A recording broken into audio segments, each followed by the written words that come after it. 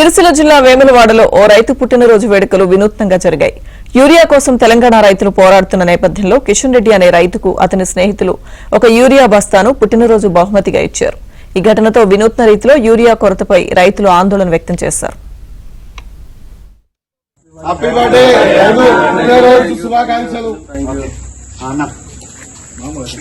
ఈ రోజు మా మిత్రుడైనటువంటి మార్ కిషన్ రెడ్డి 50వ పుట్టినరోజు సందర్భంగా మేము రైతులమందరం ఇక్కడ ఉన్న దాదాపు అందరం రైతులమే.